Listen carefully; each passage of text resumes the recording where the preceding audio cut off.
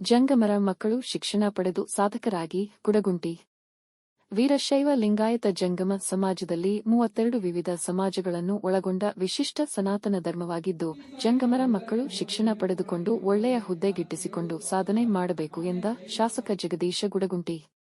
ನಗರದ ಸಾಕ್ಷಾತ್ಕಾರ ಭವನದಲ್ಲಿ ತಾಲೂಕಾ ಜಂಗಮ ಸಮಾಜ ಹಿತರಕ್ಷಣಾ ಸಂಘ, ತಾಲೂಕಾ ಜಂಗಮರ ಸೌಕರರ ಸಂಘ ಸಹಯೋಗದಲ್ಲಿ ತಾಲೂಕಿನ ಜಂಗಮ ಮಕ್ಕಳ ಪ್ರತಿಭಾ ಪುರಸ್ಕಾರ ಹಾಗೂ ಸಾಧಕರ ಸನ್ಮಾನ ಕಾರ್ಯಕ್ರಮ ಉದ್ಘಾಟಿಸಿ ಮಾತನಾಡಿದರು.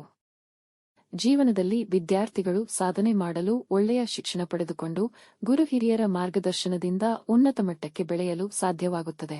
ತಾನು ಬೆಳೆದು ಪ್ರತಿಯೊಬ್ಬರನ್ನು ಬೆಳೆಸುವ ಪ್ರಯತ್ನ ಮಾಡಬೇಕು. ಮಕ್ಕಳಿಗೆ ಪ್ರೋತ್ಸಾಹಿಸಲು ಇಂತಹ ಪುರಸ್ಕಾರಗಳು ಅವಶ್ಯಕ. ಮಹಿಳೆಯರನ್ನು ಎತ್ತಿ ಹಿಡಿದ ಧರ್ಮ ಈ ಜಂಗಮ ಸಮಾಜ. 12ನೇ ಶತಮಾನದಲ್ಲಿ ಅಳಿವಿನಂಚಿನಲ್ಲಿರುವ ವೀರಶೈವ ಧರ್ಮವನ್ನು ಉಳಿಸಿ ಬೆಳೆಸಿದವರು ಬಸವಣ್ಣನವರು ಮಹಾನರು ಎಂದರು.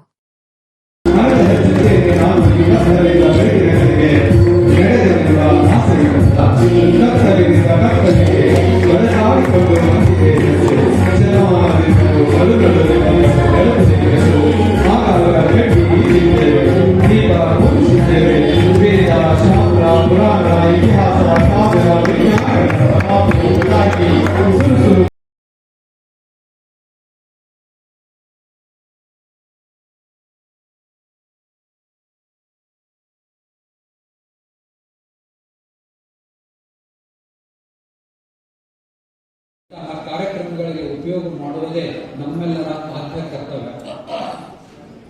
ನಮ್ಮ ಜಂಗಮ ಸಮಾಜ ಪ್ರಾರಂಭದೊಳಗ ನಮ್ಮ ನಾಡೋಜ ಜಗದೀಶ್ ಗುಡಗುಂಟಿ ಅವರು ಒಂದು 2 ಲಕ್ಷ ರೂಪಾಯಿನ ಎಂದು ಸಂಸ್ಥೆ ಹುಟ್ಟುತ್ತಲ್ಲ ಅಂದೇ ಅವರು ಒಂದು 2 ಲಕ್ಷ ರೂಪಾಯಿನ ದೇಣಿಗೆಯಾಗಿ ಕೊಟ್ಟಿದ್ರು. ಇರುವಂತಹ ಧರ್ಮ ಬಸವಾದಿ ಪ್ರಮಥರು ಬಂದು ನಂತರ ಅದಕ್ಕೆ ಒಂದು ಹೊಸ ಸ್ವರೂಪವನ್ನು ನೀಡಿದರು, ಹೊಸ ರೂಪವನ್ನು ಕೊಟ್ಟರು. ದಲಿತರಿಂದ ಆದಿಯಾಗಿ ಎಲ್ಲರನ್ನೂ ಮೇಲಕ್ಕೆ ಕರೆದುಕೊಂಡು ಇದಕ್ಕೆ ಒಂದು ಹೊಸ ರೂಪ ಮಾತ್ರ ನೀಡಿದರು ಅನ್ನುವುದು ಸತ್ಯ. ಇದಕ್ಕೆ ಇತ್ತೀಚಿನ ದಿನಗಳಲ್ಲಿ ಏನೇನೋ ವಾದ, ಏನೇನೋ ವಿಸ್ತರಣವಾದ, ಬಸವಾದಿ ಪ್ರಮಥರ ವಚನಗಳನ್ನ ವಿಕೃತವಾಗಿ ಹೇಳುವಂತಹ ಒಂದು ಸಮೂಹದ ಪಡೆ ಇತ್ತೀಚೆಗೆ ನಿರ್ಮಾಣ ಆಗಿದೆ. ಅದನ್ನೇನೊಂದು ಬಹಳ ತಲೆಕೆಡಿಸಿಕೊಳ್ಳುವ ಅವಶ್ಯಕತೆ ಇಲ್ಲ. ಇದರ ಹಿಂದೆ ಏನೇನೋ ಗುಂಪುಗಾರಿಕೆ ಇರ್ತದ, ರಾಜಕೀಯ ಇರ್ತದ, ಏನೇನೋ ಇದ್ದೇ ಇರ್ತದ. ಕೇದಾರ ಪೀಠದ ಇತಿಹಾಸವನ್ನು ನೋಡಿದಾಗ 5,000 ವರ್ಷಗಳ ಇತಿಹಾಸದ ಹಲವು ದಾಖಲೆಗಳು ಸಿಕ್ಕಿವೆ ಅನ್ನೋದನ್ನ ಇಷ್ಟೇ ಪುರಾವೆ ಸಾಕು. ಶತಶತಮಾನಗಳ ಹಿಂದೆಯೂ ಕೂಡ ವೀರಶೈವ ಧರ್ಮ ಇದೆ.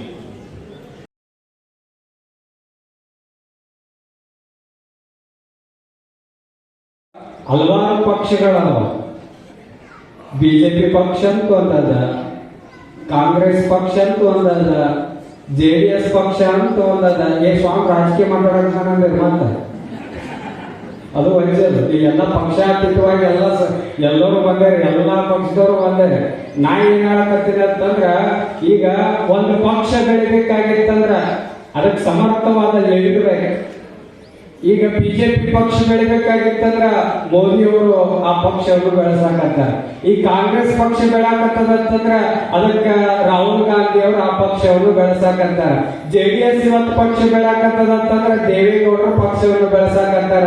ಹಂಗ ನಮ್ಮೆಲ್ಲರದು ಸಾಮಾನ್ಯ ಮನುಷ್ಯರಿಗೂ ಕೂಡ ಒಂದು ಪಕ್ಷ ಅದ. ಅದು ಯಾವ ಪಕ್ಷ ಅಂತಂದ್ರ ಭಕ್ತಿ ಪಕ್ಷ ಅನ್ನುವಂಥದ. ಆ ಭಕ್ತಿ ಪಕ್ಷ ಹಳ್ಳಿ ಒಳಗ ಬೆಳಿಬೇಕಾಗಿತ್ತಂದ್ರ ಅಲ್ಲಿ ಯಾರ ಅವಶ್ಯಕತೆ ಐತೆ ಅಂದ್ರೆ ಜಂಗಮರ ಅವಶ್ಯಕತೆ ಬಹಳ ಐತೆ ಅಂತಕ್ಕಂಥದ್ದು ಅರ್ಥ ಮಾಡ್ಕೊಳ್ಬೇಕು.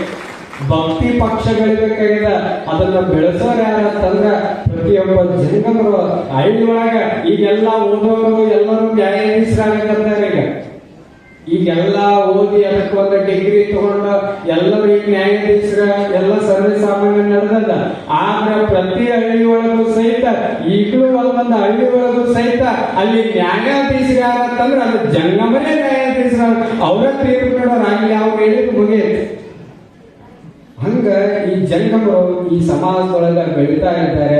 ಜಂಗಮ ಅಂತಂದ್ರೆ ನಮ್ಮ ವಸ್ತ್ರಧರ್ ಅವರು ಅದರ ಅರ್ಥ ಹೇಳಿದ್ರೆ, ಜಗತ್ ಚರತಿ ಇತಿ ಜಂಗಮ. ಯಾರು ಸದಾಕಾಲ ಚಲನೆಯಲ್ಲಿ ಇರ್ತಾರಲ್ಲ ಅವರಿಗೆ ಜಂಗಮ ಅಂತ ಕರೀತಾರೆ. ನಮ್ಮ ಪೋಲ್ಗಳಿಗೆ ಏನಂತ ಕರಿತೀವಿ ನಾವು ಅಚ್ಚ ಕನ್ನಡದೊಳಗೆ? ಜಂಗಮವಾಣಿ ಅಂತ ಕರೀತೇವೆ. ಅಲ್ಲಿ ಒಂದು ಚಲನೆ ಇರ್ತದ. ಹಂಗ ನೀರು ಹರಿತಿರ್ತಾವ, ಅದಕ್ಕೂ ಜಂಗಮ. ಈ ಪರಿಸರ ಗಾಳಿ ಹರಿತಿರ್ತದ, ಸಂಚಲನ ಮಾಡ್ತಿರ್ತದ, ಅದನ್ನೂ ಜಂಗಮ. ಎಲ್ಲ ನಿಂತ ನೀರು ಕೆಡ್ತಾವು, ನಿಂತ ಸ್ವಾಮಿ ಕೆಡದ. ಅದಕ್ಕೆ ಸ್ವಾಮಿಗಳಿಗೆ ಏನಂದ್ರೆ ಸದಾಕಾಲ ನಿಂತ್ಕೋಬಾರ್ದ, ಯಾವಾಗಲೂ ನೀರ್ ಹಾಕಂಗ ಹರಿತಿರ್ಬೇಕಂತ ತಿಳ್ಕೊಂಡ ಈ ಸ್ವಾಮಿಗಳಿಗೆ ಏನು ವಿಶೇಷ ಪದ ಕೊಟ್ಟರಂದ್ರೆ ಅದು ಜಂಗಮ ಅನ್ನುವಂತ ಪದ ಕೊಟ್ಟಾರ ಅಂತಕ್ಕಂಥ ನಾವೆಲ್ಲರೂ ಸಹಿತ ಅರ್ಥ ಮಾಡ್ಕೊಳ್ಬೇಕು. ಹಂಗಾಗಿ ನಮ್ಮ ಜಂಗಮ ಸಮಾಜದೊಳಗ ಯಾರು ಪ್ರತಿಭಾನ್ವಿತ ವಿದ್ಯಾರ್ಥಿಗಳಿಗೆ, ಸಾಧಕರಿಗೆ ಒಂದು ಸನ್ಮಾನ ಮಾಡುವಂತ ಕಾರ್ಯಕ್ರಮ ಈ ವೇದಿಕೆ ಮುಖಾಂತರ ನೀವೆಲ್ಲರೂ ಕೂಡ ಮಾಡ್ತಾ ಇದ್ದೀರಾ. ಬಹಳ ವಿಶೇಷವಾಗಿ ಈ ಪ್ರೋತ್ಸಾಹ ಕೊಡ್ಬೇಕು.